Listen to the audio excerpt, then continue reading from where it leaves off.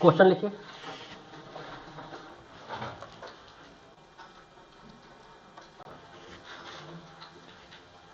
S1 equal to लिखा हुआ है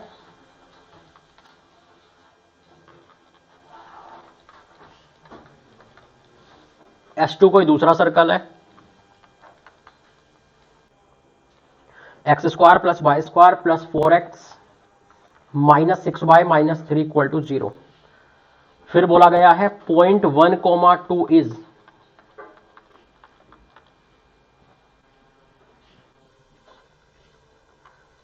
ऑप्शन ए है inside S1 equal to 0 and inside S2 equal to 0। Option 2 है outside S1 equal to 0 and outside S2 equal to 0. Inside S1 equal to 0 and outside S2 equal to 0. फिर outside S1 equal to 0 and inside S1 equal to 0. ठीक है बेटा, मतलब आपको बताना है कि 1,2 कौन से सर्कल के अंदर है, कौन से सर्कल के बाहर है। हाँ ये लास्ट में यहाँ S2 है।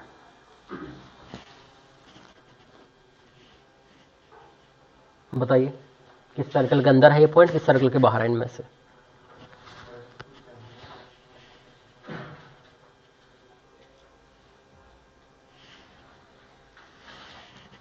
तो आपको सीधे सीधे बताया गया है सर्कल के इक्वेशन में पुट कर दीजिए इसको, पॉइंट को, है ना। अगर नेगेटिव आए तो अंदर है सर्कल के पॉइंट, अगर पॉजिटिव वैल्यू आए पुट करने पे तो बाहर है पॉइंट, है ना। ये मैंने लिखाया था, तो चेक कर लीजिए पॉइंट पुट करके दोनों सर्कल्स में। हो गया।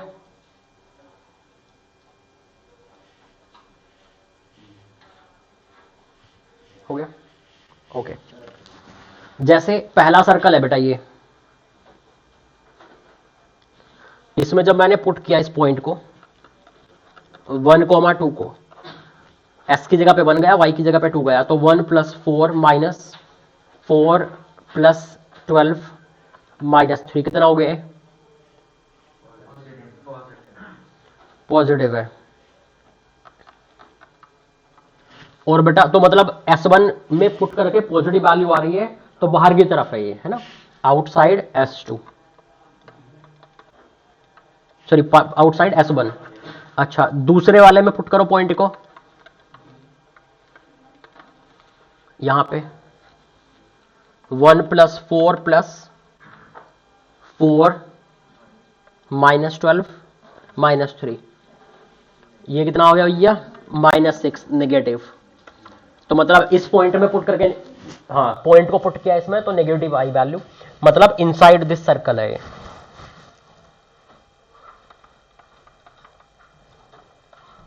तो समझ गए बेटा कैसे चेक करना है। एक तरीका वो वाला होता कि पहले सेंटर निकालते, वहां से डिस्टेंस निकालते इस पॉइंट की, फिर रेडियस से कंपेयर करते, है ना बेटा। मैंने वो तरीका ही बताया था। तो आपको दिख रहा है जब इक्वेशन दी हुई हो ना डायरेक्टली, तो ये थोड़ा आसान पड़ जाता है सीधे पुट करना, है ना। आगे चले। ओके नेक्स्ट क्वेश्चन लिखिए।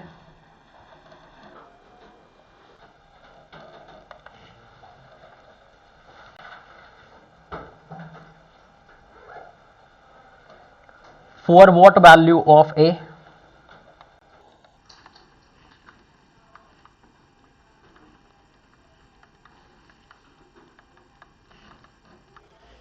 point a comma a plus 1 lies inside the region bounded by circle x square plus y square equal to 4 and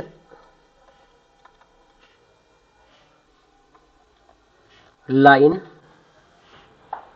x plus y equal to 2 in the first quadrant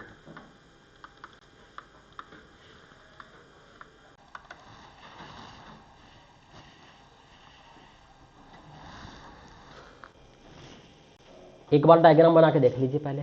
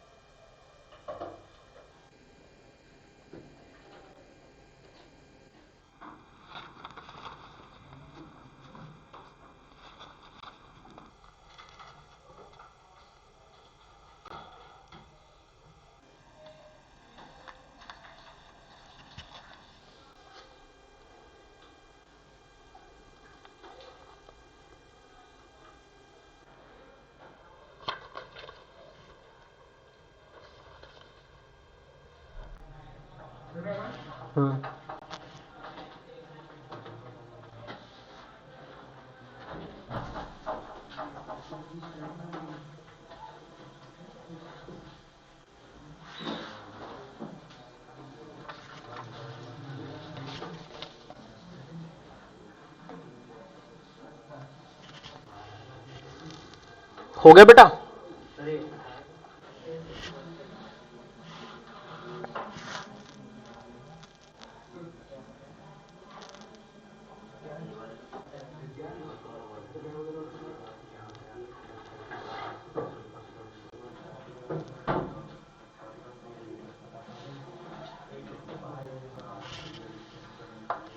बेटा बातें नहीं, देखिए जरा ध्यान से। जब इसका आप डायग्राम बनाएंगे बेटा, इस सर्कल के बारे में बताइए मुझे, इसका सेंटर क्या है? 0,0। ये एक्स एक्सेस हो गया, मान लीजिए वाई एक्सेस। ये पॉइंट क्या रहेंगे? ये जहां कट मार रहा है एक्स एक्सेस को, 2 and 2। बेटा ये लाइन आपने ड्रॉ की, अच्छा ये इन्हीं पॉइंट से पास हो रही है। तो बेटा ये बताओ फर्स्ट क्वाड्रेंट में कौन सा ऐसा रीजन है जो इन दोनों के बीच में हो? ये वाला हुआ ना, सही है। तो इस रीजन के अंदर है a,a+1, यहां कहीं है पॉइंट a,a+1। बेटा एक बात बताइए, आपने कोई कंबाइंड जो है रिलेशन नहीं देखा ऐसा कि सर्कल और लाइन के बीच में कोई पॉइंट है? तो आपने लाइन के बारे में अलग देखा था कि एक लाइन के एक ही साइड में 2 पॉइंट हो तो पुट करके प्रोडक्ट ग्रेटर देन 0 होता है। अगर एक लाइन हो और 2 पॉइंट हो अपोजिट साइड में तो पुट करने पर दोनों का प्रोडक्ट लेस देन 0 होता है।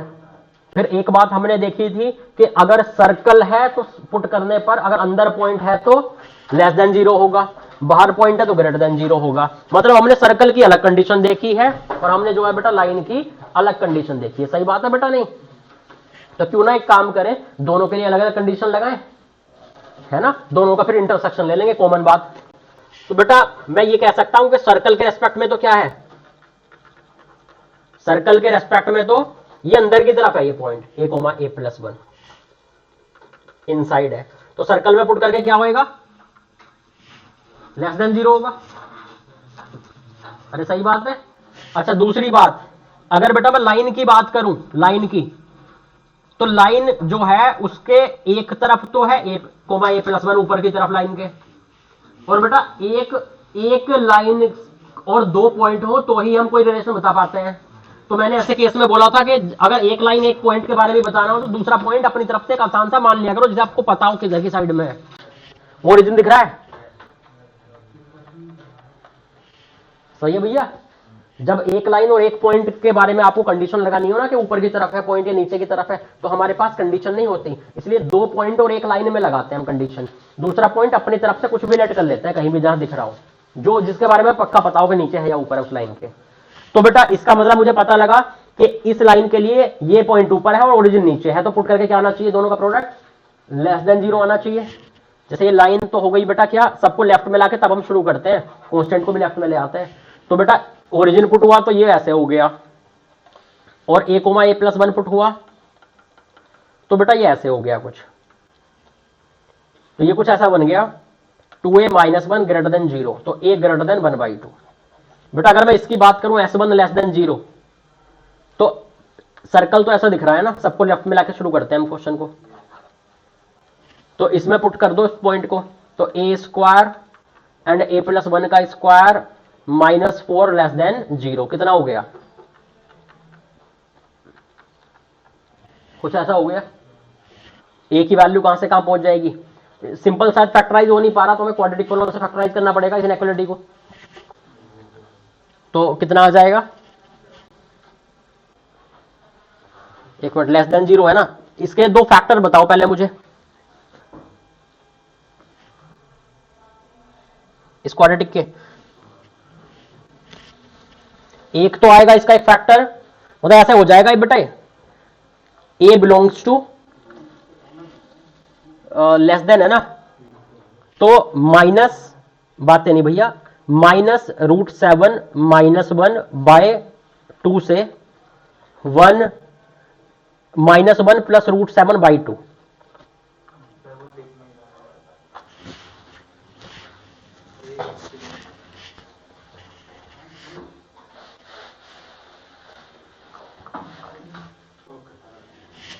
हाँ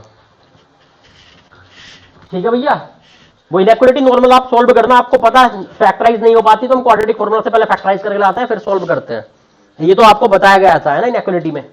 तो बेटा अब दोनों का इंटरसेक्शन लेना पड़ेगा ना, देखो ओवरऑल तो ये बात है, लाइन के ऊपर की तरफ होना चाहिए ये पॉइंट एंड सर्कल के अंदर की तरफ होना चाहिए ये पॉइंट, तभी तो मिला के टोटल कंडीशन बनेगी ना, तो एंड का मतलब होता है इंटरसेक्शन।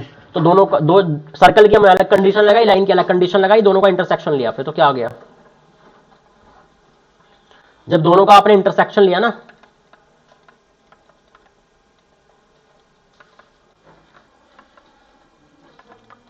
क्या आ रहा भैया, दोनों का कॉमन, बड़े प्यार से आप जब इसका इंटरसेक्शन लेंगे तो वैसे आएगा,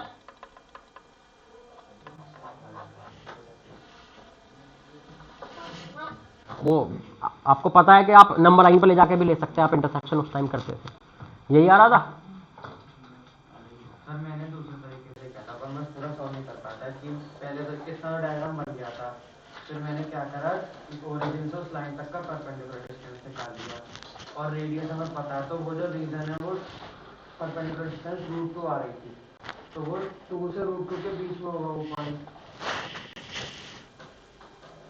तो रेडियस 2 है और जो परपेंडिकुलर डिस्टेंस आएगी वो √2 है, और सर फिर मैंने सेंटर से उस पॉइंट की डिस्टेंस निकाल ली।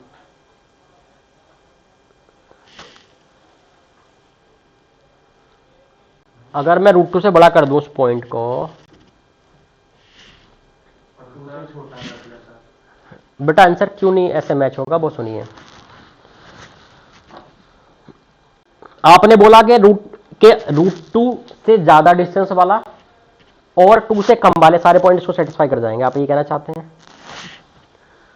बेटा यहां की तो आपकी आ गई, चलो 2 डिस्टेंस √2, लेकिन वो ये वाले रीजन भी आ जाएंगे उसमें, ये वाले, ये पॉइंट जो है ना, ये क्या है, इनकी सबकी डिस्टेंस यहां से √2 है, तो इससे बड़ा करेंगे तो अंदर जो मैंने सर्कल बनाया ना छोटा सा भी, उसके बाहर के सारे पॉइंट आ जाएंगे। तो जो मैंने शेडेड किया है ना ये वाला, ये यहां ये वाले पॉइंट भी सेटिस्फाई कर जाएंगे आपकी वाली कंडीशन को, तो एक्स्ट्रा वैल्यू आ जाएंगी। समझ गए भैया?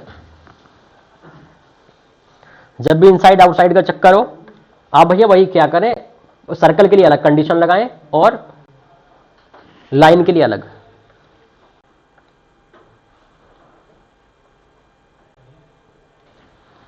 तो लाइन के ऊपर की तरफ था ये पॉइंट और सर्कल के अंदर की तरफ था ये पॉइंट, तो दोनों कंडीशन अलग अलग लगा के इंटरसेक्शन ले लिया मैंने। कोई दिक्कत है किसी को इसमें? नहीं है? आगे चले? ओके, हटा दो इसको, लिख रहा है बेटा। कभी कभी ऐसे होता है, एक सर्कल देगा, एक पॉइंट देगा, बोलेगा इस पॉइंट से इस सर्कल की मिनिमम या मैक्सिमम डिस्टेंस बताइए। कभी कभी बोलेगा कि इस सर्कल की एक लाइन और दे देगा साथ में, सर्कल और लाइन के बीच की मिनिमम और मैक्सिमम डिस्टेंस बताइए। मतलब ऐसा, मिनिमम और maximum distance of A point from circle. मतलब एक पॉइंट है, मान लो ये है कोई पॉइंट ए, मान लेता हूं मैं इसको, है। तो ये सर्कल देगा, सर्कल देगा मतलब उसका सेंटर भी हमें पता रहेगा, उसकी रेडियस भी हमें पता रहेगी। सही बात है नहीं? सेंटर और रेडियस तो पता ही रहेगा सर्कल देगा तो ये बताइए कि इस ए पॉइंट की मिनिमम डिस्टेंस क्या होगी सर्कल से?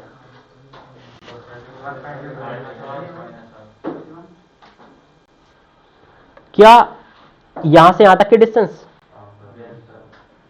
ये सबसे पास में दिख रही है, तो ये मिनिमम डिस्टेंस हो गई।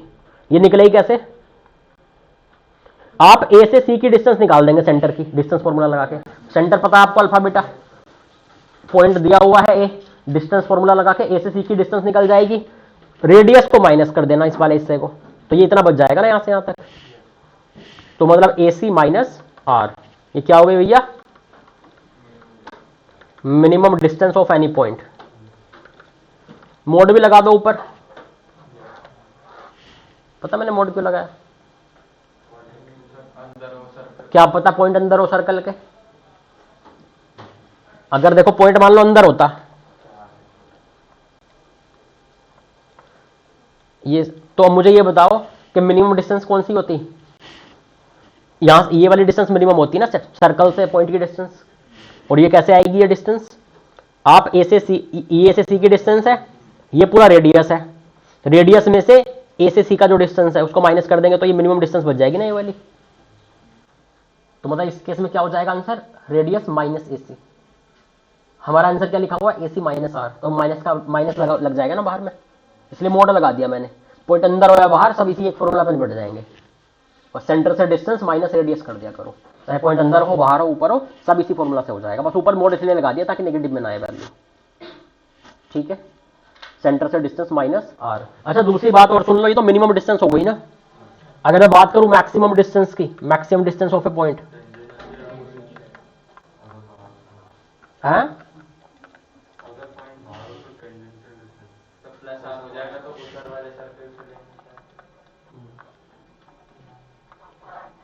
एक बात बताओ, ये रहा सर्कल, ये रहा पॉइंट, ये रहा सेंटर। सर्कल से मैक्सिमम डिस्टेंस जो है इस पॉइंट की तब होगी ना जब सबसे दूर वाले पॉइंट से डिस्टेंस ली जाए। ए से सबसे दूर कौन सा पॉइंट है सर्कल का? ये वाला, ये सबसे दूर दिख रहा था यहां से। तो मतलब यहां से यहां के डिस्टेंस अगर मैं देखूं तो ये मैक्सिमम डिस्टेंस होगी इस पॉइंट की सर्कल से। सही बात है ना? दूर वाले पॉइंट से लो तो। और ये कैसे निकल के आएगी भाई? ये तो AC हो गया और ये R हो गया रेडियस, तो AC प्लस R। सही है? तो ज्यादा दिमाग नहीं लगाना है। अगर मिनिमम डिस्टेंस पूछे पॉइंट की सर्कल से तो AC में से R को माइनस कर दो, और मैक्सिमम डिस्टेंस पूछे पॉइंट की तो AC में R को ऐड कर दो। सही है? अब क्या हो गया? मत लगाओ, मजे मजे में लगा दिया था मैंने तो।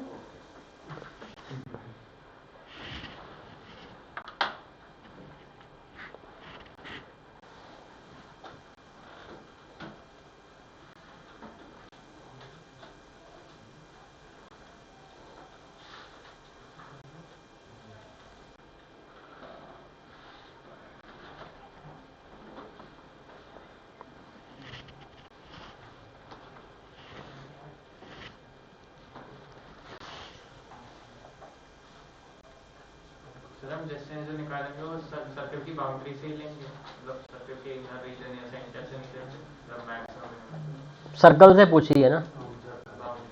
तो सर्कल का मतलब तो बाउंड्री है, अंदर भी खाली होता है सर्कल, बाहर भी खाली। सही बात है नहीं?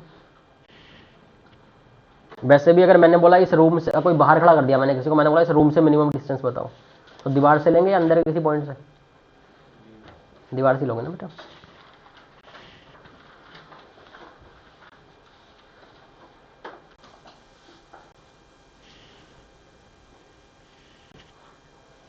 और देखें आगे।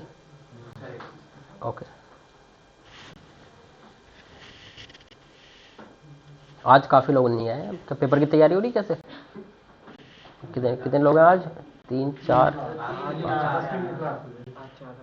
अच्छा, 16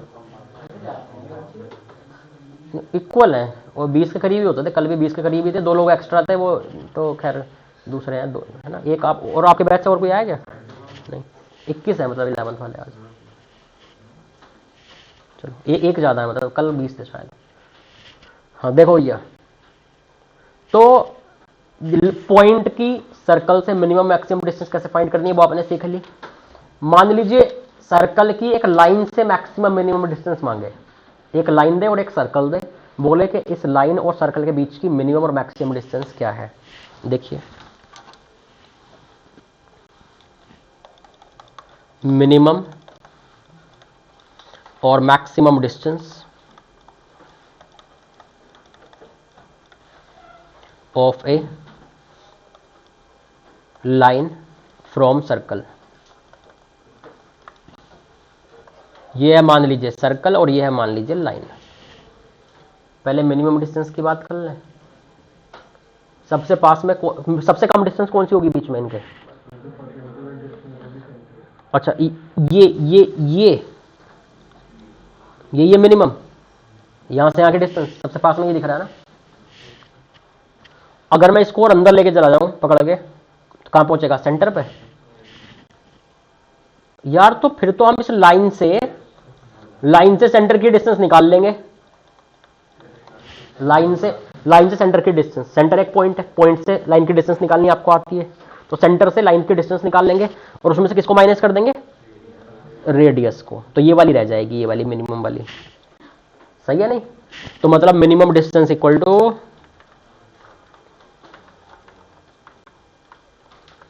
P माइनस R। P क्या है यहां पे? हाँ, परपेंडिकुलर डिस्टेंस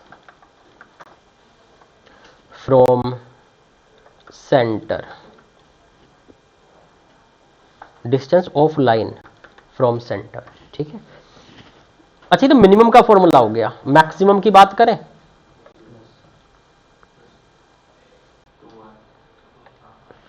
सबसे दूर कहां है? ये वाला पॉइंट है सबसे दूर लाइन से, ये वाला है ना। तो ये कैसा आएगी? सेंटर से डिस्टेंस और प्लस रेडियस हो जाएगा, ये वाला इतना और बढ़ जाएगा आगे को। लाइन की सेंटर से डिस्टेंस और प्लस रेडियस, रेडियस और आगे बढ़ गया ना। सही है नहीं? तो यहां से यहां मतलब ये मैक्सिमम डिस्टेंस दे देता है यहां से यहां तक। हाँ क्या?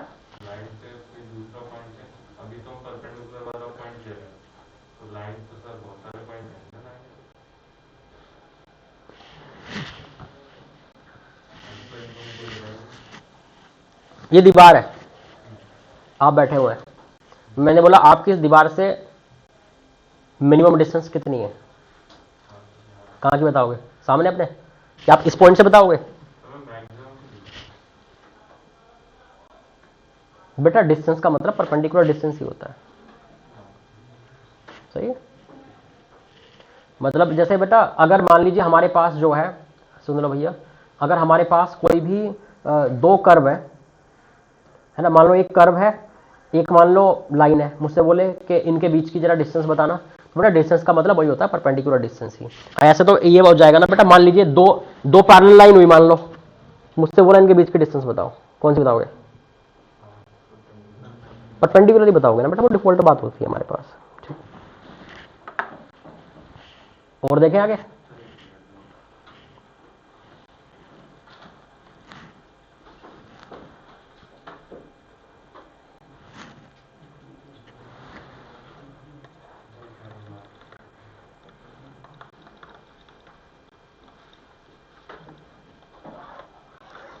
वहां भी वही किया था, AC minus R AC plus R, maximum के लिए प्लस करते हैं, मिनिमम के लिए माइनस कर देते हैं आर को, और सेंटर P यहां भी सेंटर से डिस्टेंस है, और AC भी वहां पर सेंटर से डिस्टेंस ही था। तो चाहे पॉइंट की मैक्सिमम मिनिमम डिस्टेंस मांगे सर्कल से, चाहे लाइन की मैक्सिमम मिनिमम डिस्टेंस की बात करें, बस सेंटर से डिस्टेंस निकालो और माइनस आर कर दो मिनिमम चाहिए तो, और मैक्सिमम चाहिए तो प्लस आर कर दो। सही है भैया? सर जैसे अभी तो हमने सर्कल की उस तरफ ले लिया, वो कहता कि जिस तरफ पॉइंट है सर्कल के उसी तरफ मैक्सिमम डिस्टेंस चाहिए, तो क्या होता? तो जैसे सर्कल है, डायमीटर है, इस तरफ ही पॉइंट है और इसी तरफ में मैक्सिमम डिस्टेंस चाहिए, तो मान लो आप उधर खड़े हो सामने वाले क्लासरूम के गेट पे, मैंने बोला कि ये जो रूम है ना, तो इसके सब मैक्सिमम डिस्टेंस क्या है आपकी इसकी दीवार से? वो तो यही वाली दूर वाली लोग ना, सबसे दूर वाली जो आपसे सबसे दूर है उधर, क्या ऐसे बोलोगे कि मेरी साइड वाली? नहीं, मैं कह रहा हूँ अगर क्वेश्चन में बाय चांस कुछ नहीं लिखेगा बेटा, सर्कल तो सर्कल है, वो तो चारों तरफ है, अपनी साइड और दूसरी साइड क्या भैया? ठीक है, अपनी साइड का मतलब तो वो मिनिमम में खुद ही अपनी साइड आ जाती है और मैक्सिमम में खुद ही दूसरी साइड चली जाती है। सही है सर, अगर लाइन सेंटर से पास करिए तो मिनिमम मैक्सिमम एक ही हो जाएंगे। हाँ सर, नहीं मिनिमम इंटरसेक्टिंग लाइन अगर हो तो मिनिमम डिस्टेंस तो जीरो ही होती है ना, इंटरसेक्टिंग लाइन हो तो। सही है, अगर लाइन बाहर है, अगर लाइन बाहर है तो ही मैक्सिमम मिनिमम डिस्टेंस की बात होगी, ऐसा मतलब बाहर की तरफ है तो। अगर लाइन सीधे कटी मार के जा रही है तो कैसे बताओगे उसकी मिनिमम डिस्टेंस? सही है, जब कट मार गई वो तो मिल गई ना आपस में, तो बीच की डिस्टेंस ही जीरो कर दी उसने तो, इसलिए लाइन बाहर रहेगी तभी मैक्सिमम मिनिमम डिस्टेंस की बात कर पाओगे। ठीक है भैया, देखें और आगे।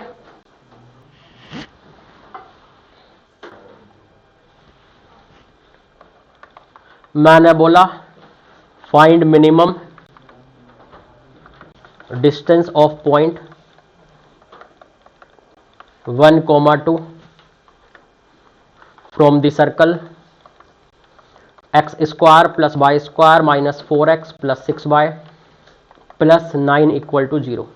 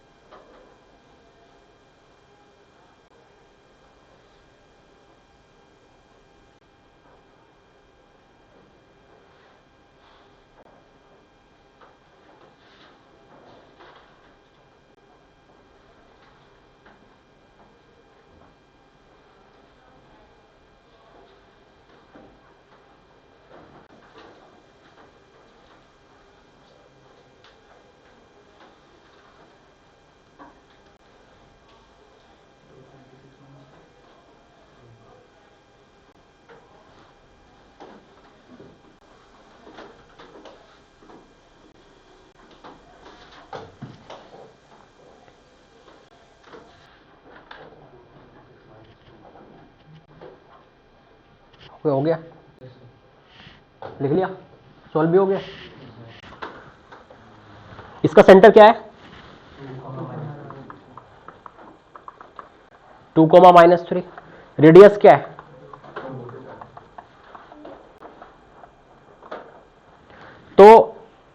तो हमारा फॉर्मूला क्या हुआ करता था, वो सेंटर से डिस्टेंस माइनस रेडियस है ना बेटा, मिनिमम डिस्टेंस के लिए। Minimum distance equal to A C minus R का मोड। ए से सी का डिस्टेंस, सी सेंटर क्या है, ये 2 माइनस 3, तो बेटा डिस्टेंस फॉर्मूला लगाओगे कितना हो गया, ओके, और माइनस रेडियस, रेडियस कितनी है 2, तो ये आंसर हो गया। ठीक है, कोई दिक्कत है किसी को इसमें, आगे चले। तो मतलब मिनिमम मैक्सिमम डिस्टेंस निकाल दोगे पॉइंट की या लाइन की, एक सर्कल से। ओके, नोट कर रहे हैं क्या?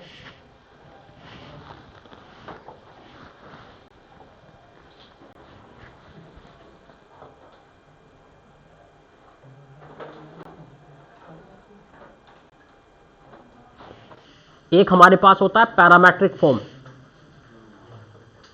Parametric form of circle, heading डाल लीजिए, parametric form of circle.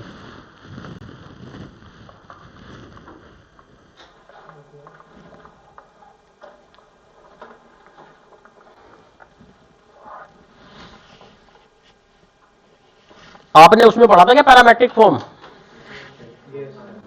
Straight line में? क्या यूज होता था उसका, पैरामेट्रिक फॉर्म का?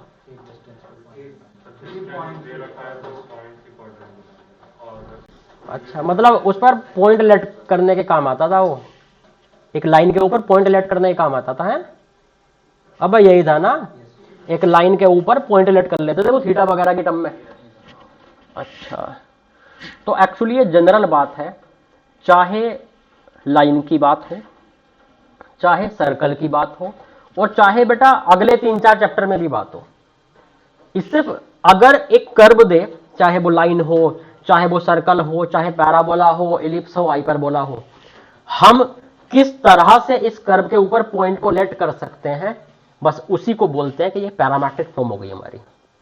जिस तरह से पैरामीटर की टर्म में, बेटा वहां थीटा यूज करते थे हम, सही है, यहां भी हम थीटा यूज करेंगे, हो सकता है आगे जाके कुछ नया कुछ यूज करें। मतलब यह है कि पैरामीटर की टर्म में हम कैसे पॉइंट को लेट कर सकते हैं। उससे फायदा क्या होता है, एक बात बताओ, मान लीजिए मैंने आपको कर्व दिया कोई भी, चाहे मैंने सर्कल दे दिया, मैंने बोला इसके ऊपर ना एक पॉइंट लेट करके बताओ मुझे कैसे करोगे। आप ये बोलोगे ना सर x1/1 लेट कर लो, कोई भी एक वेरिएबल पॉइंट कैसे लेट करोगे, x1, लेकिन दो हो गए ना, x1 और y1 दो वेरिएबल हो गए ना।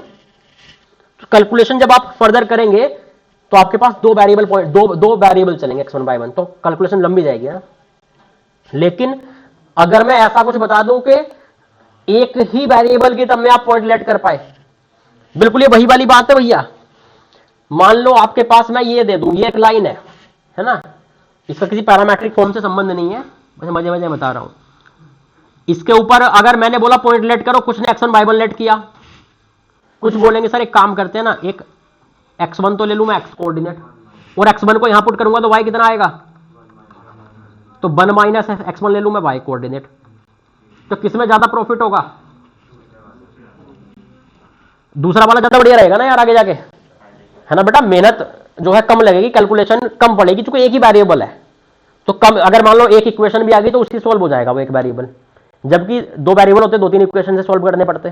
तो मतलब ये है कि कम वेरिएबल हुए तो फायदा होता है कैलकुलेशन में। तो ये बिल्कुल वही वाली बात है कि हम कोशिश करते हैं, हम हर एक चैप्टर में जो है हर एक जो भी जाने पहचाने कर्व है हम उनकी पैरामेट्रिक फॉर्म देख लेते हैं।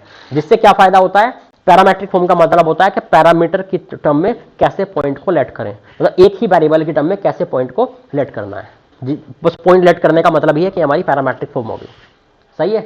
तो जैसे देखिए, मतलब पॉइंट कैसे लेट करना है वही पैरामेट्रिक फॉर्म है, बस और कुछ भी नहीं है।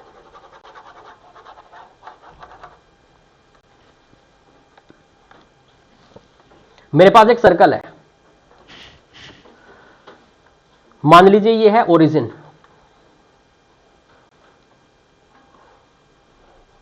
X axis y axis. मैं अभी सिंपल वाला सर्कल ले रहा हूं, x² + y² = r² वाला सर्कल है ना, इसका सेंटर क्या होता है, ओरिजिन, है ना बेटा, सेंटर ओरिजिन होता है इसका, x² + y² = r² का। तो मैं अभी ऐसा सिंपल वाला सर्कल लिया, मैंने बोला कि यार मुझे ना एक पॉइंट लेट करना है इसके ऊपर, इस सर्कल के, तो कैसे लेट करूं।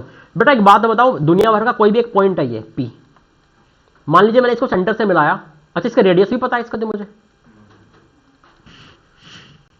मान लो मैंने बोला कि ये एंगल यहां से बना रहा है थीटा, जब मैंने सेंटर को किसी भी पॉइंट से मिलाया तो वो कितना एंगल बना रहा है, एक्स एक्सिस से थीटा। तो बेटा ये यहां से मैं अगर परपेंडिकुलर डालता हूं ऐसे, एक ट्रायंगल वाली फीलिंग आ रही है? हाँ भाई, ये क्या होएगा, ये इसका परपेंडिकुलर क्या होगा? अच्छा आर साइन थीटा, ट्रिग्नोमेट्री पढ़ी है मतलब आपने। और ये बेस कितना होएगा? आर कोस थीटा, बहुत बढ़िया। तो ये पॉइंट क्या हो गया? एक्स की तरफ चले आर कोस थीटा और ऊपर की तरफ चले आर साइन थीटा, तो मतलब r cos theta comma r sine theta. सही है भैया? अच्छा आर तो कोई फिक्स होगा ना, सर्कल तो आपको दिया हुआ था तो उसकी रेडियस भी पता ही होगी आपको, तो आर की जगह तो आप उसकी रेडियस रख दोगे। तो वेरिएबल क्या हुआ यहां पे? थीटा। इसका मतलब एक ही वेरिएबल है ना, तो हम यही तो चाहते थे एक ही वेरिएबल की टर्म में पॉइंट लेट हो जाए। तो मतलब यह है कि सर्कल के ऊपर इस तरह का जिसका सेंटर ओरिजिन हो, उसके ऊपर कभी अगर हमें पॉइंट लेट करना पड़ा तो हम कैसे लेट करेंगे? R cos theta comma r sine theta. यह आदत डालनी है हमें। या उल्टा सोचो, अगर मुझे बोला कि 2-3 पॉइंट दे दिए,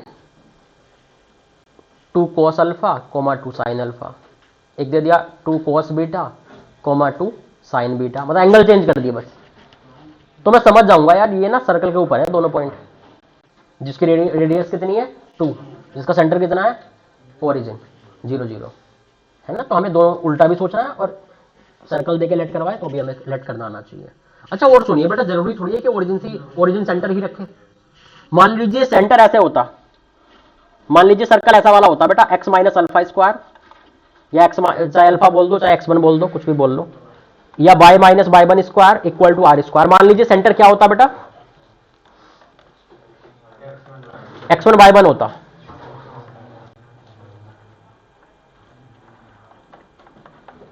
तो बेटा ये जो सेंटर जो कहीं एक्स एक्सेस वाई एक्सेस तो बेटा कहीं भी अलग भी जा सकता है अब,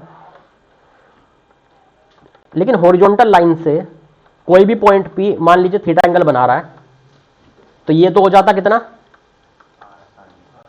आर साइन थीटा, और बेस हो जाता आर कोस थीटा। बेटा अब ये बताओ पी के कोऑर्डिनेट क्या हो जाएंगे? हाँ देखो यहां तक x1 तो पहले से चल चुके थे ना, इतना x1 तो चल चुके थे ना यहां से y एक्सेस से, कितना और चले आगे को? बस आर कोस थीटा और चले राइट में, तो x1 plus r cos theta total चले ना हम लोग y एक्सेस से आगे को राइट साइड को, तो यहां x कोऑर्डिनेट हो गया x1 plus r cos theta. यहां तक हम y1 तो चल चुके थे पहले से, ये x1 y1 पॉइंट था ना, कितना और चले ऊपर को आर साइन थीटा, तो ये हो गया y1 plus r sine theta. कोई दिक्कत है? तो अगर सेंटर ओरिजिन की बजाय x1 by 1 हो तो बस जो r cos थीटा और sin थीटा थे ना उसमें सेंटर को ऐड कर देना बस x1 by 1 को, पॉइंट लेट करना हो तो। सही समझ गए पॉइंट कैसे लेट करना है? सेंटर में ऐड कर दो r cos थीटा और sin थीटा, तो पॉइंट लेट हो गया सर्कल के ऊपर। ठीक है, तो मतलब इसे हम कहते हैं, हम इसे कहते हैं x equal to x1 plus r cos theta हो गया और y equal to y 1 plus r sine theta हो गया। तो हम बोलते हैं कि यही है पैरामेट्रिक फॉर्म ऑफ सर्कल। बस जिस तरह से आप पॉइंट लेट कर सकते हो ना उसी को बस आप बोलते हो ये पैरामेट्रिक फॉर्म है। मैं और मजे का इसका एक तरीका दिखा देता हूं कि मतलब जिसको ध्यान रखो या ना रखो कोई फर्क नहीं पड़ता, लेकिन हो सकता है कोई आपसे पूछ ले वो बात। इसको लिखने का एक बहुत अच्छा सा तरीका है, x माइनस ये जो है ये ऐसे है। अब x1 को लेफ्ट में ला सकता हूं, क्या मैं cos थीटा से डिवाइड भी कर सकता हूं? ऐसे ही y इक्वल टू क्या था y1, तो लेफ्ट में लाया तो ऐसे हो गया, इसको y1 को लेफ्ट में ले आया बस। मान लीजिए sin थीटा से डिवाइड कर दिया, कितना हो गया? दोनों को मिला के क्या लिख सकता हूं, दोनों ही आ रहे हैं, x minus x1 upon cos theta equal to y minus y1 upon sine theta equal to r। तो इसे भी आप पैरामेट्रिक फॉर्म बोल सकते हैं, पैरामेट्रिक फॉर्म ऑफ सर्कल। क्योंकि कई बार ऐसा होता है ना कि वो आपसे बोलेगा कि पैरामेट्रिक इक्वेशन बताओ सर्कल की, मान लो ऑप्शन में लिख दिया, तो या तो वो सीधे ऊपर वाला लिख देगा x equal to x plus r cos theta, y equal to y one plus r sine theta, r की जगह रेडियस डाल देगा, x1 y1 की जगह सेंटर डाल देगा, ठीक है। और अगर ऑप्शन हो सकता है उसकी बजाय ऑप्शन ऐसे लिखा हो जैसे सबसे नीचे लिखा हुआ है मैंने, x minus x one upon something equal to y minus y one upon sine theta equal to r, तो भी हमें समझना होगा कि ये भी वही बात है कि ये पैरामेट्रिक फॉर्म ही है, कि क्रॉस मल्टीप्लाई कराने पे ये भी x की वैल्यू y की वैल्यू को वही कर देता है ऊपर वाला। तो मतलब दोनों ही पैरामेट्रिक फॉर्म है, ऊपर वाला भी और नीचे वाला भी, बस घुमा के लिख दिया गया है। लेकिन जब आपको पर्सनली यूज करना है तो यूज इसका यही है 99% क्वेश्चंस में पैरामेट्रिक फॉर्म का, कि जब पॉइंट लेट करना पड़े किसी सर्कल के ऊपर तो बस x की जगह पे x1 plus r cos theta let करो और y की जगह पे y1 plus r sine theta let करो। तो 99% क्वेश्चन में काम यही है पॉइंट लेट करने का। लिख लो।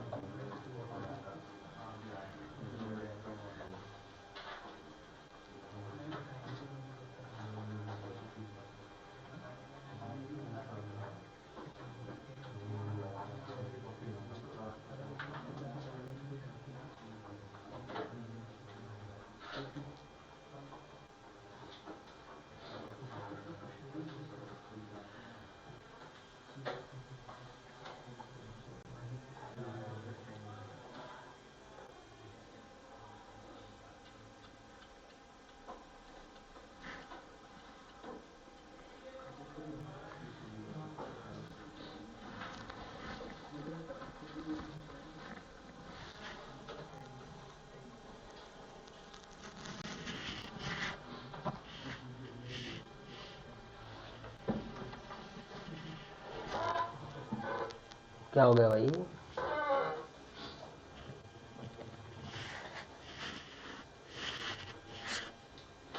मेरे यहाँ तो काफी लाइट जल रही है यार, दिख भी रहा है नहीं? चलो बढ़िया है।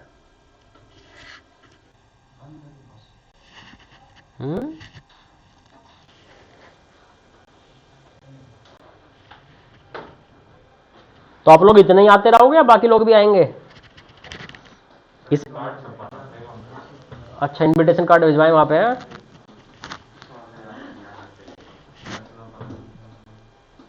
क्या पता नहीं कोई आ गया।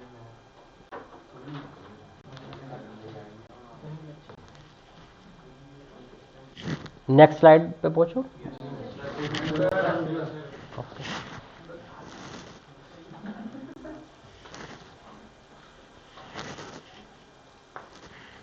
इस साल यही दिक्कत हुई है कि मतलब 50% बच्चों का तो पढ़ाई से मन ही हट गया है। बेटा आप भी उन्हीं में हो वैसे? हाँ वही वही वही। मतलब ऐसे जो बच्चे क्लास में आते हैं और उनका पढ़ाई में मन नहीं होता है, ऐसे दो एक बच्चे हैं इस पूरी क्लास में, है ना, एक आप ही हो खैर। हाँ लेकिन वापस बेटा मन तो लगाना पड़ेगा ना, किसी भी नए चैप्टर से नई स्टार्ट करो।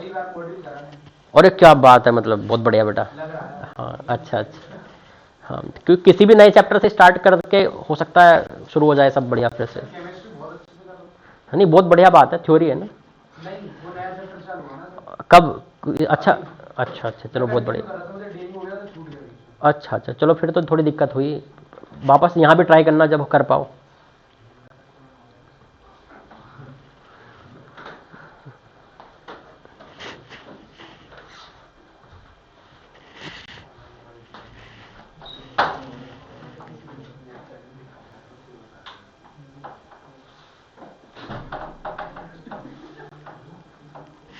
लिख लिया? नेक्स्ट।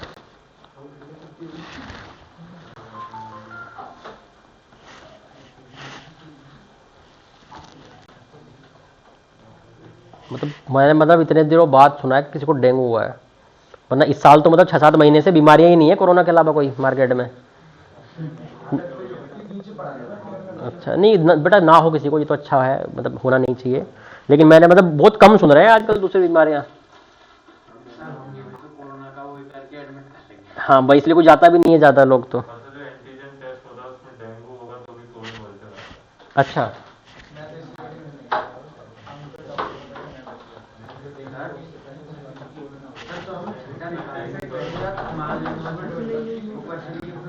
निकालना पड़ेगा थीटा। अभी क्वेश्चन होंगे समझ में आ जाएगा। आप तो ये समझ लो लेट ऐसे करना है बस।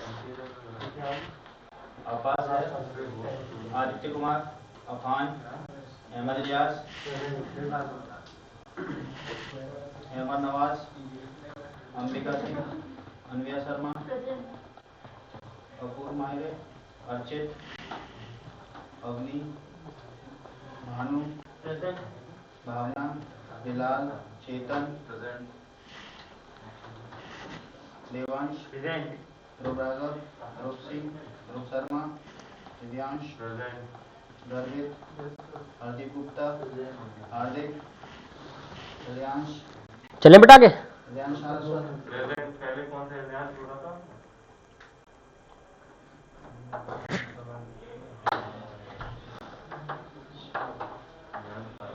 जगन्य, खुशी शर्मा, संजय सिंह, कुशाग्र अग्रवाल, कुशाग्र वासनी, लक्ष्य प्रताप सिंह, मधु गुप्ता, माही भारद्वाज, मानव उपाध्याय, मनीष गौतम, रोहित कुमार सिंह, रोहित, संभव वर्मा, शताक्षी, शिवांश, प्रियांकर, सिद्धांत माहेश्वरी, श्वेता सिंह, तौसीफ, उत्कर्ष, बेटा क्वेश्चन लिखा हुआ है सामने। विनय राजपूत, ईशान, हिजबुल्लाह आईवी, आदित्य कुमार। और कोई स्टूडेंट इसके अटेंडेंस में हुई? दिव्यांशु, दिव्यांशु, दिव्यांशु, क्लास में और कोई स्टूडेंट?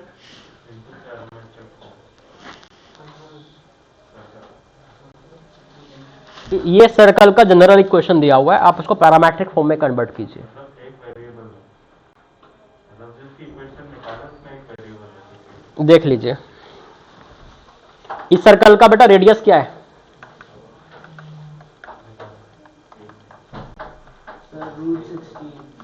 √16। और बेटा इसका सेंटर क्या है?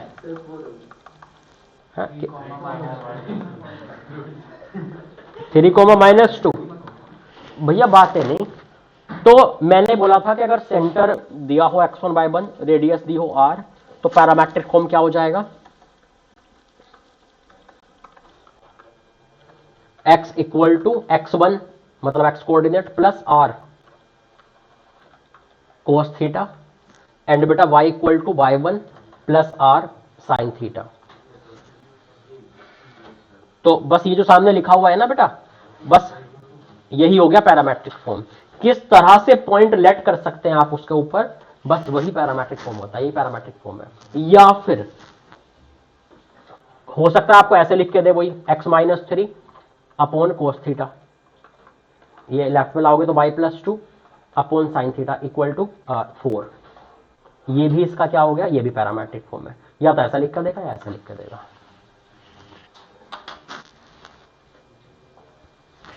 ठीक है, तो कोई सा भी ऑप्शन में देखना पड़ेगा आपको। x equal to y equal to करके लिखा है तो ऐसा, और अगर वैसे x-3 अपॉन कोस करके लिखा है तो उससे मैच हो जाएगा। हाँ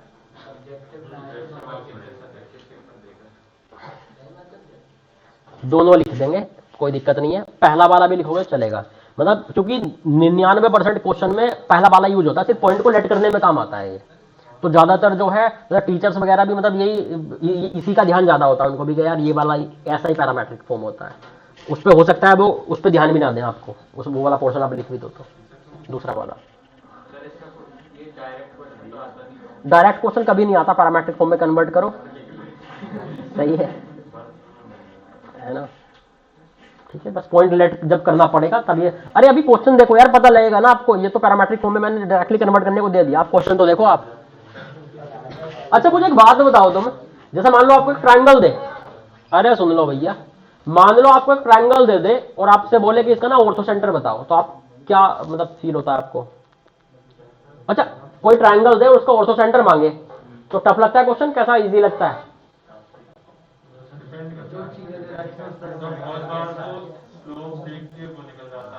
मैं बात कर रहा हूं, ना तो आपको राइट एंगल का पता, ना आप इक्विलैटरल का बता पा रहे, तो अब बताओ ऑर्थो सेंटर आसान लगेगा या सेंट्रोइड आसान लगेगा? हाँ यार, बहुत आसान होता है।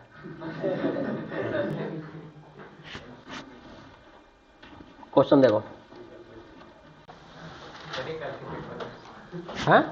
ये करके पेपर में आएगा सेंटर और सामने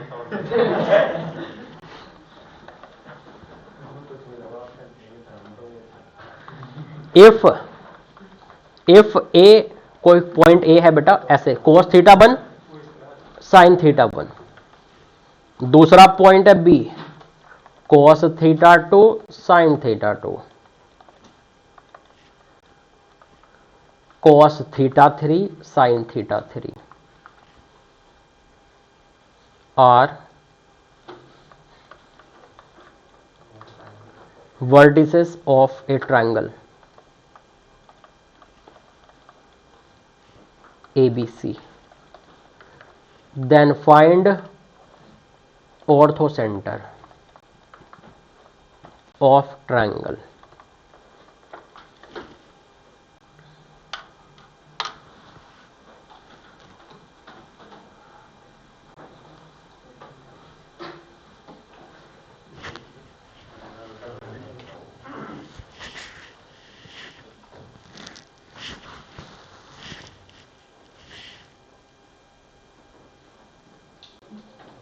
कोस थीटा 1 साइन थीटा 1, इन्हें देख के कुछ फीलिंग आ रही है क्या तीनों को देख के? अच्छा, तीनों सर्कल पे हैं, सर्कल की पैरामेट्रिक फॉर्म है तीनों, और कौन सा सर्कल की? जिसका सेंटर 0 0 होता है, और रेडियस कितना है 1, आर की जगह बने ना, r cos theta r sine theta होता था। अच्छा, रेडियस बना, मतलब इस सर्कल के ऊपर 3 पॉइंट है, ये ऐसे कुछ ऐसे, जिसका सेंटर है ये, और बस एंगल बदल गए तो भैया कहीं अलग अलग हो गए होंगे थोड़े पॉइंट, कहीं ए होएगा, कहीं बी होएगा, कहीं सी, है ना? जैसे कोस थीटा 1 साइन थीटा 1, कोस थीटा 2 साइन थीटा 2, और भैया कोस थीटा 3 साइन थीटा 3। कोई दिक्कत हो तो बताओ। तो जब भी ये साइन थीटा कोस थीटा लिखा करे ना, बस एंगल बदल दिया करे, तो हमारे माइंड में वो वाली बात आनी चाहिए कि यार ये ना सर्कल के ऊपर होता है ऐसे, क्योंकि सर्कल की ही पैरामेट्रिक फॉर्म थी। सही है, देखते ही फीलिंग आनी चाहिए आपको। ऐसा क्वेश्चन एक करे भी थे हम लोग डिस्कशन में, शायद स्ट्रेट लाइन में डिस्कशन में कहीं किया था ऐसा क्वेश्चन, है ना? ठीक है, तो मतलब समझ गए कि देखते ही कैसी फीलिंग आनी चाहिए, तो समझ गए वहां मैंने ऐसे क्यों बोला था, ये चीज मैंने वहां भी बोली थी, है ना? हम मॉड्यूल में ही होगा, कोर्स डिस्कशन उसी का हुआ था, तो है ना? समझ रहे कि ये पॉइंट जब दिखेंगे ना, कोस थीटा 1 कोस थीटा 2, और हो सकता है इनमें कोई मल्टीप्लाई भी हो रहा हो आर का, या हो सकता है x1 y1 ऐड भी हो रहे हो, तो हम समझ जाएंगे जब cos theta sine theta use हो रहा है ना सब में, हम समझ जाएंगे सर्कल के ऊपर है। हम उसकी रेडियस भी पहचान लेंगे, क्योंकि पैरामेट्रिक फॉर्म अब हमने देख ली है, हम उसका सेंटर भी पहचान लेंगे। तो हमने पीछे पीछे पहचान लिया है। ये ट्रायंगल एबीसी बोला था इसने, मतलब ये दिया हुआ सर्कल जो है ये सर्कम सर्कल, अच्छा इसकी रेडियस कितनी 1, अच्छा अच्छा अच्छा, इसका सर्कम सेंटर क्या हुआ फिर इस ट्रायंगल का? अच्छा, सर्कम सेंटर 0,0 हो गया, मांगा क्या लेकिन इसने ऑर्थो सेंटर। यार सेंट्रोइड पूछता तो और मजे थे यार, सेंट्रोइड निकालना, centroid centroid cos theta 1 plus cos theta 2 plus cos theta 3 upon 3 sin theta 1 sin theta 2 sin theta 3 upon 3। आप बोलोगे सर क्या मतलब आपको आसान लग रहा था आपने निकाल दिया, मतलब ऑर्थो सेंटर पूछा था वैसे इसने?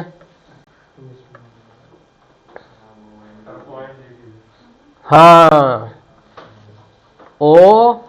ONGC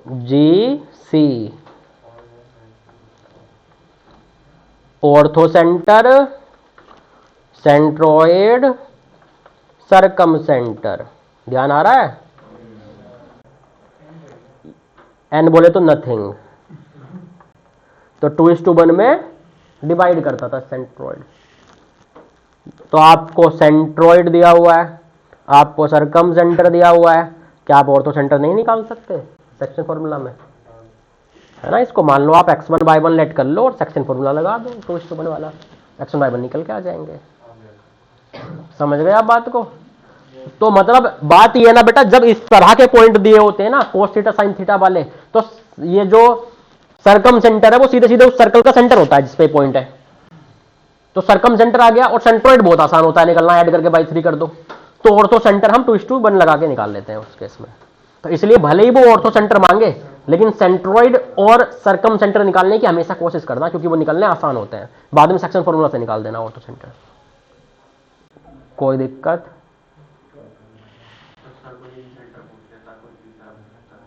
तो इसका मतलब आपकी किस्मत खराब थी, फिर वही मेहनत करनी पड़ेगी जो मैंने स्ट्रेट लाइन में बताया था। हाँ, वो स्ट्रेट लाइन, फिर तो प्योरली स्ट्रेट लाइन में पहुंचना पड़ जाता। अरे क्या हो गया, 15 अगस्त है क्या? 26 जनवरी है? अच्छा अच्छा, तो लिखे नेक्स्ट क्वेश्चन।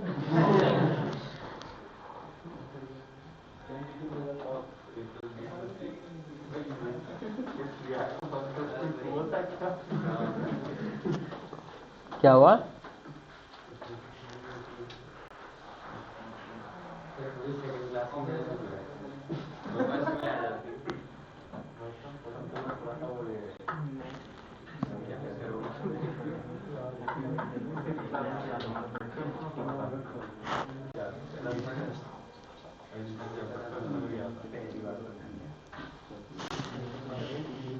नोट कर लिया बेटा? आगे चले, लिख रहे हैं अभी? लिख लीजिए।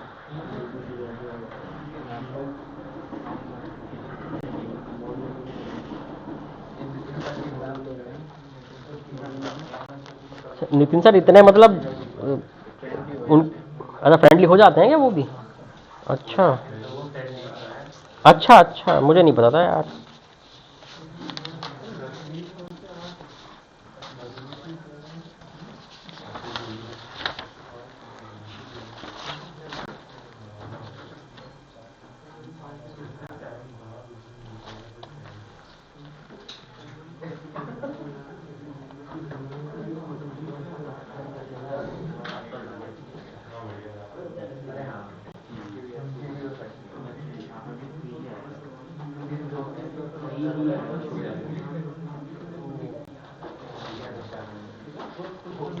चलें बेटा आगे? अरे बातें नहीं भाई।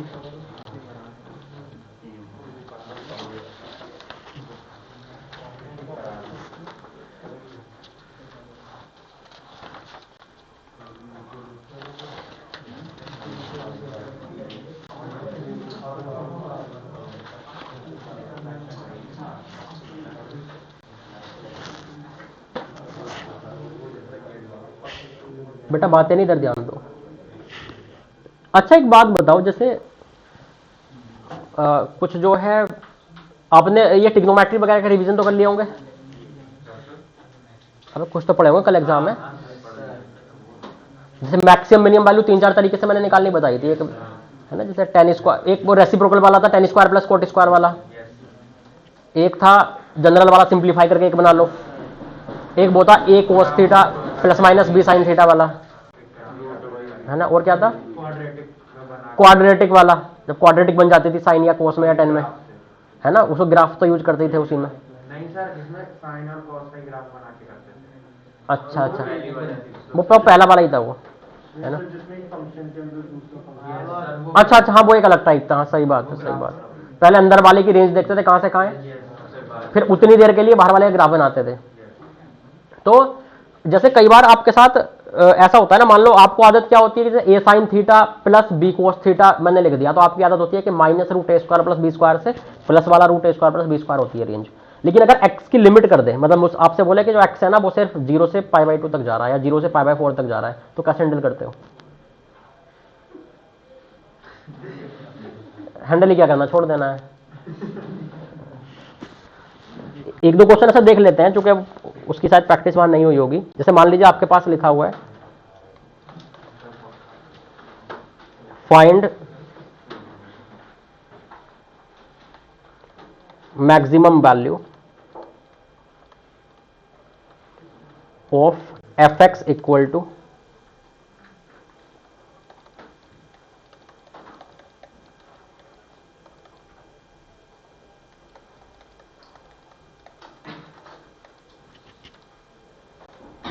where x belongs to 0 से पाई बाय 4।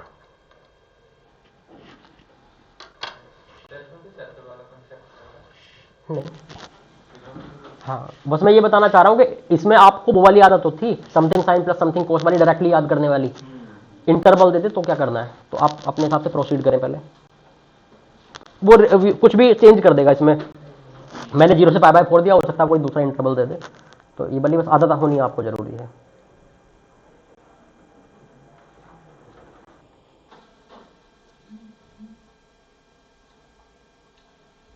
जब ये इंटरवल देता है ना, तो हमें ग्राफ बन जाए तो ज्यादा अच्छी बात है। मान लो किसी ग्राफ बना लो तो देख लेंगे ना, यहां से यहां तक देखना है इसे इंटरवल में। और ग्राफ बेटा ऐसे दो फंक्शन का नहीं बन सकता, sine something plus sine something का। दोनों को मर्ज करके एक कर दो तो बन सकता है। इनको मर्ज कैसे करोगे? Root a square plus b square का मल्टीप्लाई डिवाइड करके भी तो एक हो जाते हैं ना, साइन और कोस। समथिंग साइन प्लस समथिंग कोस लिखा हो, उनको मर्ज करके एक बनाना हो, कैसे बना सकते हो? आप ये कर सकते हो ना। देखो जब इंटरवल आएगा ना, जब भी इंटरवल आएगा ध्यान रखना, यहां की बात नहीं है, इवन ये क्वाड्रेटिक इक्वेशन की भी जब आपको रेंज निकालनी है और आपको इंटरवल दिया होता है एक्स की वैल्यू यहां से यहां तक है, तो आपको ग्राफ बनाना ही पड़ता था, उस इंटरवल को मार्क करना ही पड़ता था। तो चाहे क्वाड्रेटिक हो, चाहे ट्रिग्नोमेट्री हो या लॉग हो, कोई भी जो है चैप्टर हो, जब इंटरवल देगा ना तो आपको ग्राफ बना के ही करना है क्वेश्चन को। पहले ग्राफ बनाओगे, उसके बाद ही आप जैसे मान लो 0 से पाई बाय 4 तक इक्वल टू 0 से x equal to pi by 4 का अंदर का देख लोगे, अंदर में कहां सबसे ऊपर है ग्राफ, वहां मैक्सिमम। तो मतलब ग्राफ बनाना जरूरी है। और जब समथिंग साइन प्लस समथिंग कोस लिखा हो तो उसका ग्राफ के लिए उसको एक बनाना जरूरी है। तो देखो दोनों एंगल इक्वल है, जब दोनों एंगल इक्वल हो ना साइन कोस के, तो root a square plus b square से मल्टीप्लाई और डिवाइड कर दो। तो यहाँ root a square plus b square, इसका कोफिशिएंट भी बना, इसका कोफिशिएंट भी बना। मैं रूट तो मतलब root a square plus b square क्या हो जाएगा, रूट 2। तो मतलब रूट 2 से मल्टीप्लाई डिवाइड कर दो,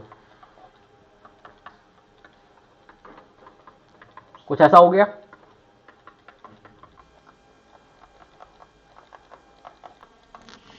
बट आप क्या करते थे, किसी एक को साइन लिख देते थे, किसी एक को कोस लिख देते थे। मान लीजिए इसको मैंने लिख दिया, मान लीजिए कोस पाई बाय 4। मान लीजिए मैंने इसको लिख दिया साइन पाई बाय 4। एक को साइन लिखना होता था, इनमें से दोनों जो मैंने वैल्यू का मल्टीप्लाई डिवाइड मारा है, और एक को कोस, किसी को भी एक को कोस, किसी भी दूसरे को साइन। कोई फॉर्मूला दिखा?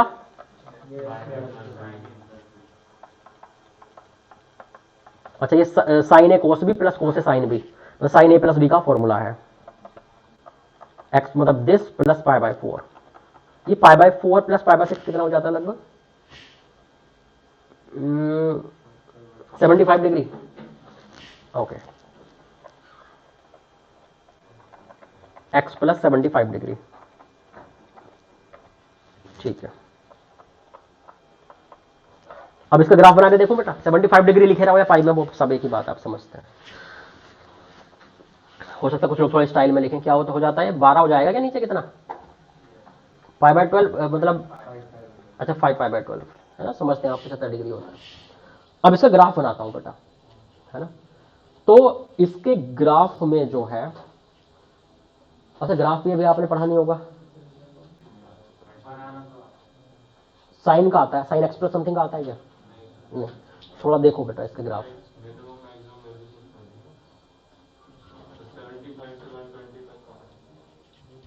ध्यान दो थोड़ा।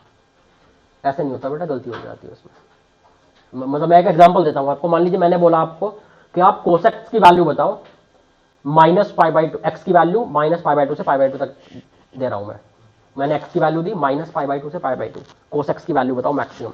तो क्या आप ऐसा करोगे कि एक्स की वैल्यू दोनों कोने की वैल्यू डाल दोगे, माइनस पाई बाय 2 और पाई बाय 2?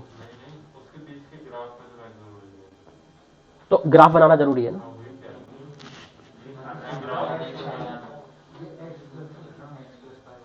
मतलब साइन का ग्राफ बनाएंगे फिर 75 से 120 तक के बीच में जो अच्छा, आप इनपुट ही चेंज कर दे रहे हो। अच्छा, नहीं मैं एक तरीका बता रहा हूं, मैं एक ऐसा तरीका बता रहा हूं कि एग्जैक्ट इसी का ग्राफ कैसे बन जाता है। सही भैया, सुनो, जब किसी का ग्राफ, मान लीजिए साइन एक्स का ग्राफ आपको आता हो, मैं बोलूं एक्स प्लस समथिंग लिख दूं एक्स की जगह पे, या एक्स की जगह पे एक्स माइनस समथिंग लिख दूं, तो क्या चेंज आएगा वो देख लो, है ना। ये जब 11th के हम लास्ट में पहुंचते हैं ना और 12th के शुरू में, तो वहां पर ग्राफ नाम का एक चैप्टर ही पढ़ाया जाता है पूरा, उसमें यही बातें बताई जाती हैं ग्राफ कैसे चेंज होता है ना। खैर अभी जितना काम है मैं उतना बता दूंगा, 11 अभी शुरुआत बीच बीच में जहां जहां आ रहा है, बाकी मेन तो पूरा चैप्टर आएगा। ऐसे किया करो बेटा, जैसे मान लीजिए, मैं यहां कुछ, थोड़ा ध्यान दो, मैं कोई कॉन्सेप्ट बता रहा हूं। मान लीजिए आपके पास साइन एक्स का ग्राफ है, और ये सभी के लिए वैलिड होगा। आपके पास एक फंक्शन का ग्राफ है और आपको चाहिए एक्स प्लस समथिंग का, मान लो एक्स प्लस ए का ग्राफ चाहिए, मतलब किसी फंक्शन का ग्राफ है और आपको ग्राफ चाहिए, उसमें एक्स की जगह कुछ वो एक्स प्लस समथिंग कर दिया है। तो ग्राफ जैसे मान लो साइन ये था, आप क्या करें, एक्स में कुछ ऐड हो जाए ना, सिर्फ इतना ही चेंज आए ना, तो अपने पूरे, अच्छा एक्स में कुछ ऐड हुआ है तो एक्स पे एफ एक्स की वैल्यू आगे को बढ़ती है पीछे बढ़ती है, तो जो भी होगा लेफ्ट राइट ही होगा, एक्स पे, वाई में तो कोई चेंज आएगा नहीं। तो आप इतना करें, शिफ्ट कर दें अपने ग्राफ को, shift graph left word, left side में शिफ्ट कर दें बाय ए यूनिट, बेटा बातें नहीं, बाय ए यूनिट। जैसे ये पॉइंट क्या आते हैं 0, ये क्या था पाई, 2 पाई माइनस पाई, तो इस पूरे ग्राफ को पकड़ के लेफ्ट शिफ्ट कर दो, बस थोड़ा थोड़ा लेफ्ट खिसका दो। ये अब अभी मैक्सिमम वैल्यू 1 है, मिनिमम वैल्यू -1 है, तो ऊपर में कोई चेंज नहीं आएगा। पकड़ के थोड़ा लेफ्ट को खींच दो, ग्राफ कितने यूनिट खींचोगे पीछे लेफ्ट को, ए यूनिट, तो थोड़ा सा ऐसे हो जाएगा बस।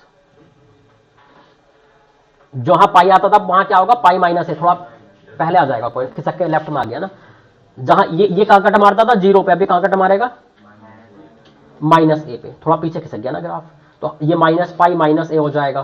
तो बेटा, और ये अपर और लोअर पॉइंट अभी चेंज नहीं होंगे, मैक्सिमम 1 और मिनिमम अभी भी -1, वो ऊपर नीचे थोड़ी खिसका ग्राफ।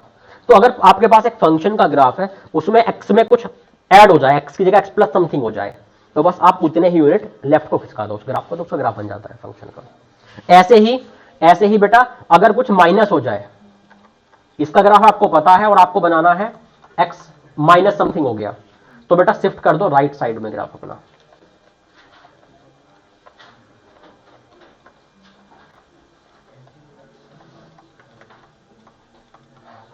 ठीक है, तो कितना हो गया, साइन तो यही था, एक्स की जगह एक्स माइनस ए हो गया, तो ए यूनिट राइट खिसक जाएगा इस वाले ग्राफ, तो ऐसे ऐसे कर दो उसको। जो ये 0 पे कट मार रहा था, अभी कहां कट मारेगा 0 प्लस ए पे, ये पाई पे कट मार रहा था, ये पाई प्लस ए, तो सारे ये माइनस पाई था तो माइनस पाई प्लस ए, तो इस बार राइट में खिसक का ग्राफ, मैक्सिमम मिनिमम वैल्यू पे कोई फर्क नहीं पड़ा दूंगी। तो समझिए ग्राफ में क्या चेंज होता है, अगर एक्स में कुछ ऐड हो जाए तो, और एक्स में कुछ सब्ट्रैक्ट हो जाए तो। एक्स में अगर कुछ ऐड हो गया तो ग्राफ लेफ्ट खिसकता है, एक्स में कुछ सब्ट्रैक्ट हो गया तो ग्राफ राइट खिसकता है। सर अगर ग्राफ लेफ्ट खिसका है तो पाई माइनस, अगर हम साइन पाई माइनस ए की वैल्यू देखेंगे तो वो 0 आ रही है उस ग्राफ के हिसाब से ऊपर वाला, हाँ, तो पाई माइनस की आ रही है, पर हम तो ऐड करवा रहे हैं, तो आप एक्स की जगह पाई माइनस ए रख के देखिए, इसमें पाई माइनस ए रखिए, इसमें एक्स की जगह पाई माइनस ए रखिए, क्या होगा, पाई माइनस ए प्लस ए से कट जाएगा, तो साइन पाई इज 0। अच्छा एक्स की जगह पे वो सारे एक्स की जगह जा रहा है, पूरे इनपुट की जगह नहीं जा रहा। समझ रहे हैं बात को, ऐसे में बीच बीच में जहां जितनी जरूरत पड़ेगी बताता रहूंगा। तो एक्स में कुछ प्लस हो या एक्स में कुछ माइनस हो, तो आप समझ गए ग्राफ में क्या चेंज आता है। इसको बना लीजिए, फिर उधर चलेंगे।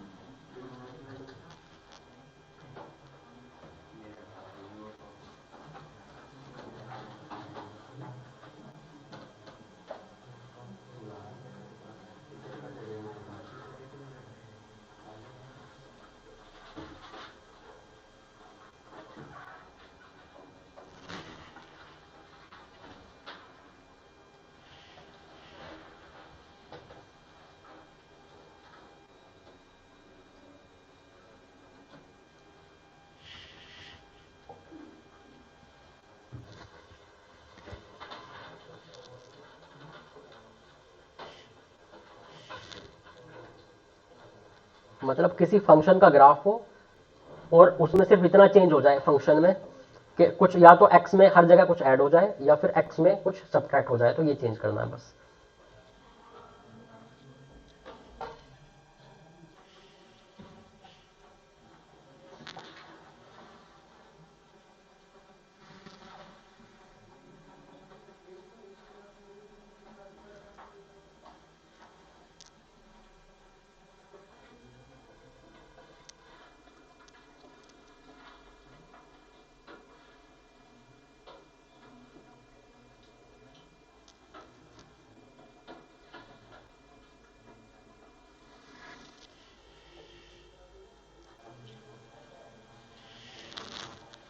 चाहिए अभी तो साइन के लिए कॉस्ट है।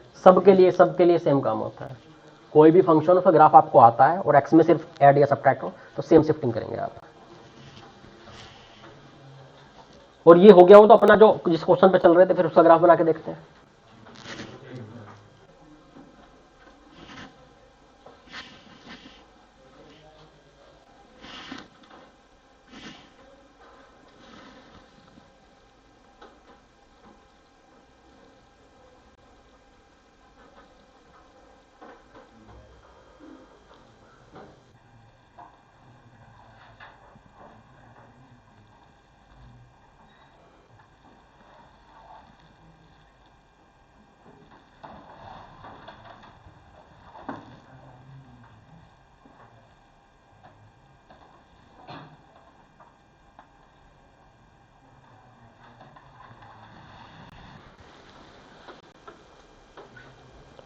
अब उस क्वेश्चन पे आ जाइए।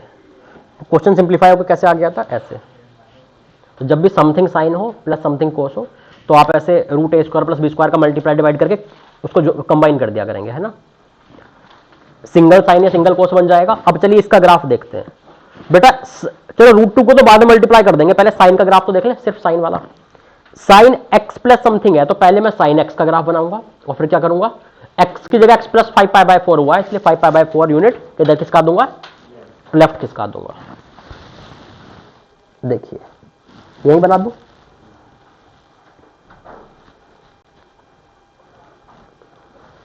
साइन का ग्राफ तो आपको पता है कैसे होता है, ये 0 पाई वगैरह पे कट मारता है।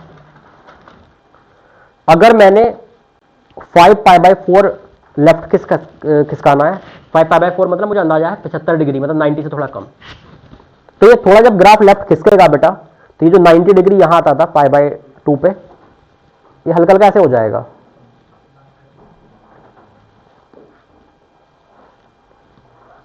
ये कितना हो गया ये वाला पॉइंट, -5π/12।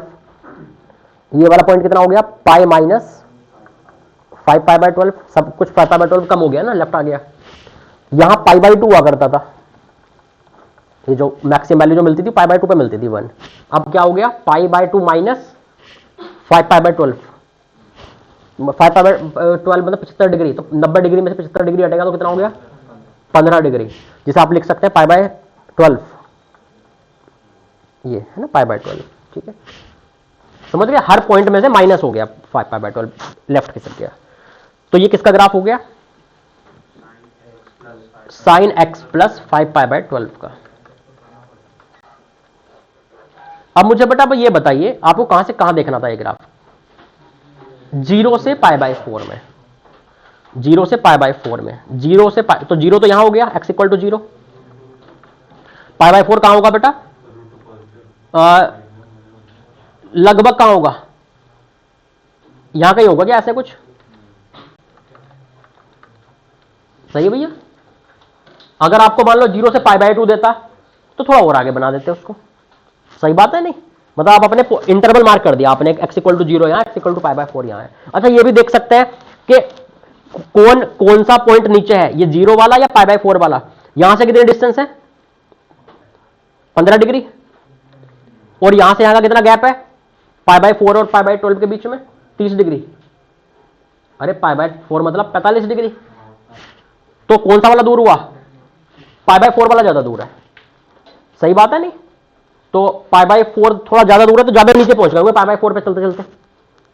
अरे π/12 पे सिमेट्रिक है ना, π/12 तो पीक पॉइंट हो गया, 15 डिग्री पहले तक देखना है और 30 डिग्री आगे तक देखना है।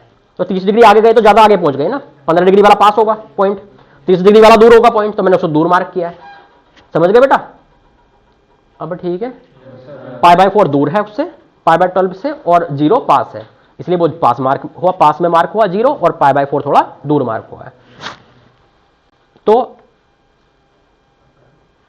इस तरह आप इंटरवल मार्क कर देते हैं। मतलब पहले आप ग्राफ बनाएं, फिर आप आराम से जो आपका इंटरवल दिया है जहां से जहां तक का, x = 0 से x = π/4 तक देखना था, मैंने 0 मार्क कर दिया, π/4 मार्क कर दिया।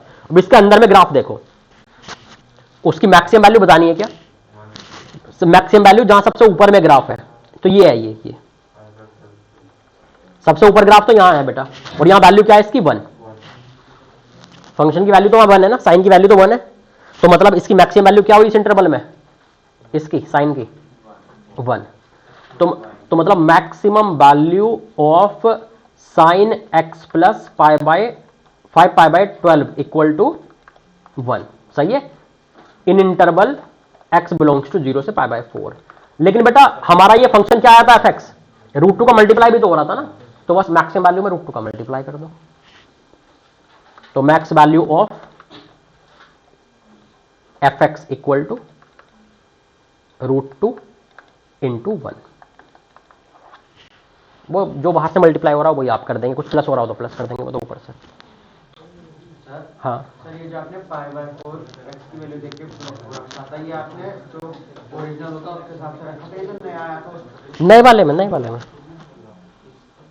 जो सामने दिख रहा है आपको, साइन x प्लस 5π/12। मतलब 45 की डिग्री आपने उसके हिसाब से हाँ हाँ हाँ हाँ हाँ। अच्छा बेटा एक बात और बताओ, अगर मैं, ओए सुन लो, अगर मैं इसी इंटरवल में मिनिमम वैल्यू मांगू आपसे तो क्या बताओगे? π/4 सबसे नीचे वाला पॉइंट है इतने इंटरवल में, तो π/4 पुट कर दोगे x की जगह पे, जो भी आए। जैसे मान लो मैं यहीं पे, और अब ये ग्राफ इसका है, इसका इसी में पुट करोगे, तो मान लो मैं इसी में मिनिमम वैल्यू पता करूं ना, minimum value of sign this, इसके ग्राफ में मिनिमम वैल्यू इस इंटरवल में, तो भाई सबसे नीचे ग्राफ दिख रहा है π/4 पे, तो π/4 पुट कर दोगे आप। कितना हो गया? 8π/12 हो गया क्या? तो 8π/12 मतलब 2π/3, तो मतलब ये हो गया √3/2। और बाहर में √2 का एक्स्ट्रा मल्टीप्लाई हो रहा था, तो हम भी उसका कर देते एक्स्ट्रा √2 को मल्टीप्लाई। तो समझ रहे हैं हम बात को, कि आपको क्या करना है, पहले ग्राफ बनाएंगे तसल्ली के साथ अपने वेरिएबल वाले हिस्से का, साइन वाला पूरा वेरिएबल था ना, √2 को तो कांस्टेंट है, तो बाद में मल्टीप्लाई करा देंगे ऊपर से, और फिर अपना इंटरवल मार्क कर देंगे जो इंटरवल दिया हुआ है, उतने इंटरवल में जहां सबसे नीचे ग्राफ वो मिनिमम, जहां सबसे ऊपर ग्राफ हो मैक्सिमम। सही है, इंटरवल चेंज हो जाए तो आप अपने इंटरवल को चेंज कर देंगे, 0 से π/2 दे दे तो 0 से π/2 मार्क कर देंगे। कर लीजिए।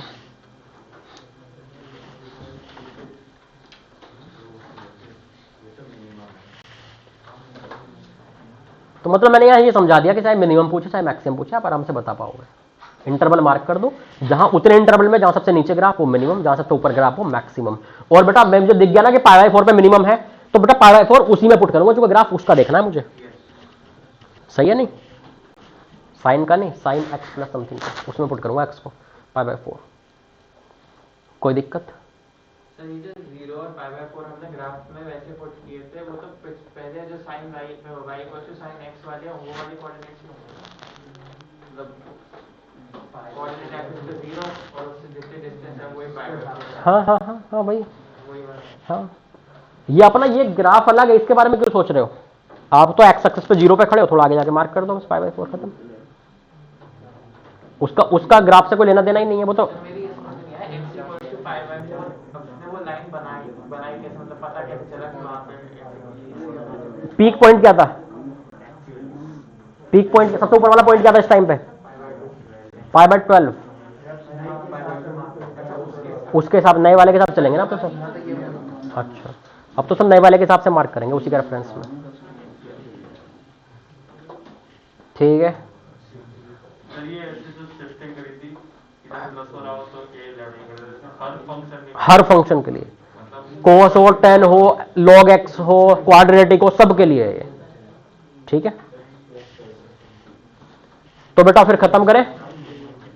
आज की क्लास यहीं समाप्त होती है, फिर मिलेंगे एग्जाम के बाद आपके उतरे हुए चेहरे के साथ। ठीक है।